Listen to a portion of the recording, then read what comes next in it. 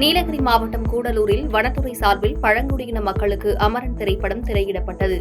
இதை 6 கிராமங்களைச் சேர்ந்த பழங்குடியின மக்கள் கண்டு ரசித்தனர். படம் பார்த்து வெளியே வந்த பிறகு மாவட்ட வன அலுவலர் கேக் வெட்டி பழங்குடியின குழந்தைகளுக்கு வழங்கினார். தேனி மாவட்டம் ஆண்டிப்பட்டி அருகே 2000க்கும் மேற்பட்ட விசைத்தறி தொழிலாளர்கள் பணிபுரிந்து வருகின்றனர். இவர்களுக்கு 2 ஆண்டுகளுக்கு ஒருமுறை கூலி வேலை மற்றும் போனஸ் குறித்து ஒப்பந்தம் போடப்படுவது வழக்கம். கடந்த 2022ஆம் ஆண்டு போடப்பட்ட ஒப்பந்தம் முடிவடைந்த நிலையில் புதிய ஒப்பந்தம் போடுவதற்கு விசைத்தறி உரிமையாளர்கள் முன்வரவில்லை என கூறி 50% கூலி உயர்வு, 20% போனஸ் கேட்டு காலவரையற்ற வேலை நிறுத்தத்தை தொடங்கியுள்ளனர். இந்த போராட்டம் 2வது நாளாக தொடர்ந்து வருகிறது. தமிழக அரசு விரைவில் இப்பிரச்சினையில் தலையிட்டு உரிய நடவடிக்கை எடுக்காவிட்டால் கூட்டுக்குழு கூட்டம் கூட்டப்பட்டு பல கட்ட போராட்டங்கள் நடத்தப்படும் என்று தெரிவிக்கப்பட்டுள்ளது. 2023 ஜனவரி முதல் 2024 டிசம்பர் 31 போடப்பட்ட ஒப்பந்தம் காலாவதி ஆயிடுச்சு. அதனால நாங்க ஒரு 5-6 டைமாக நாங்க உரிமையாளரிடமும் சென்று கேட்டப்போ அவங்க தகுந்த பதில் சொல்லலை. நாங்கள் தொழிற்சங்கம் மூலமாகவும் 15 நாளைக்கு முன்னாடியே நாங்கள் அதுக்கு நோட்டீஸ் போட்டோம். அதுக்கு எங்களுக்கு எந்த தகவலும் பதிலே தரல. அதனால நேற்று முதல் காலையிட்ட வேலை நிறுத்தம் பண்ணியிருக்கோம். இன்னைக்கு 2வது நாள். இதை தொடர்ந்து எங்களுக்கு நீடிச்சா பலகட்ட போராட்டங்கள் பல விதமாக பண்ணி நாங்கள் எப்படியா எங்களுடைய உரிமையை நாங்கள் நிலைநாட்டுவோம். நாங்கள் சொல்ற நியாயமான கோரிக்கைகள் 50% கூலி உயர்வு, 20% போனஸும் கேட்குறோம். அதை தாண்டி அடிப்படை வசதிகளான ஒரு 10 அம்ச கோரிக்கை வலியுறுத்தி தொடர்ந்து போராடிக்கிட்டோம். இது மத்திய மாநில அரசு தலையிட்டு எங்களுக்கு எவ்வளவு வேகமா முடிச்சுமோ முடித்தரும் தாழ்மையுடன் கேட்டோம். கன்னியாகுமரி மாவட்டம் நாகர்கோவில் அருகே பூட்டிய வீட்டில் முன்வாசல் வழியாக நுழைந்த திருடர்களை சிசிடிவி மூலம் வெளிநாட்டிலிருந்தே கண்காணித்த வீட்டின் உரிமையாளர் பக்கத்து வீட்டிற்கு தகவல் அளித்துள்ளார். பக்கத்து வீட்டுக்காரர்கள் கூச்சலிட்டதால் பின்கதவு வழியாக திருடர்கள் தப்பி ஓடியுள்ளனர். இந்த சிசிடிவி காட்சிகளை கொண்டு போலீசார் விசாரணை மேற்கொண்டு வருகின்றனர். ஈரோடு மாவட்டம் கோபிச்செட்டிப்பாளையம் அருகே உள்ள கொலப்பலூர் யூனிட் நகரில் ஸ்பின்னிங் மில்லில் இயந்திர உதிரி பாகங்களை திருடிய 3 பேர் கைது செய்யப்பட்டுள்ளனர். போலீசாரின் விசாரணையில் குன்னத்தூரில் உள்ள பன்றி இறைச்சி கடையில் வேலை செய்து வந்த 3 என்று தெரிய வந்துள்ளது. நள்ளிரவில் மில்லில் திருடிய கும்பலை பொதுமக்களே சுற்றி வளைத்து பிடித்து காவல் நிலையத்தில் ஒப்படைத்த சம்பவம் கொலப்பலூர் பகுதியில் பரபரப்பை ஏற்படுத்தியுள்ளது. திண்டுக்கல் மாவட்டம் நத்தம் கோபால்பட்டி அருகே மணியக்காரன்பட்டியில் மந்தை பகவதி அம்மன் கோவிலில் ஹரிஹரசுதன் ஐயப்ப பக்தர்கள் நடத்தும் 27ஆம் ஆண்டு பூக்குழி இறங்கும் விழா நடைபெற்றது. இந்த வினோத நிகழ்ச்சி மற்றும் ஐயப்ப பக்தர்கள் பூக்குழி இறங்கும் நிகழ்ச்சியை காண சுற்றுப்புற கிராமங்களைச் சேர்ந்த ஏராளமான பொதுமக்கள் குவிந்தனர்.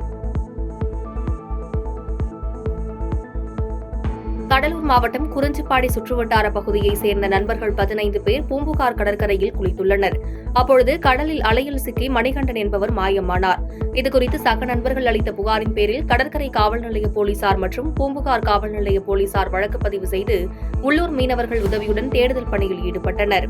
இதுகுறித்து சக நண்பர்கள் அளித்த புகாரின் பேரில் கடற்கரை காவல் நிலைய போலீசார் மற்றும் பூம்புகார் காவல் நிலைய போலீசார் வழக்கு பதிவு செய்து உள்ளூர் மீனவர்கள் உதவியுடன் தேடுதல் பணியில் ஈடுபட்டுள்ளனர்.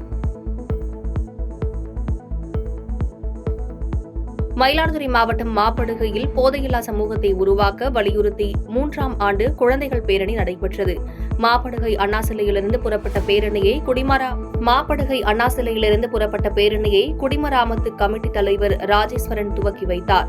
இந்த பேரணியில் போதையில்லா சமூகத்தை உருவாக்குவோம், காலநிலை மாற்றம் மற்றும் சுற்றுச்சூழல் பாதிப்பிலிருந்து மயிலாடுதுறையை மீட்டெடுப்போம் உள்ளிட்ட கோஷங்களை எழுப்பி பேரணியாக சென்றனர். மதுரை மாவட்டம் உசிலம்பட்டி அருகே உத்தப்பநாயக்கனூரை சேர்ந்த லாரி ஓட்டுநரான பாஸ்கரன் தனியாக வசித்து வந்தவர். லாரி ஓட்ட வெளியூர்களுக்கு சென்றுவிட்டு மாதத்திற்கு ஒரு முறை மட்டுமே அவர் தங்கியுள்ள வீட்டிற்கு வந்து செல்வதாக கூறப்படுகிறது.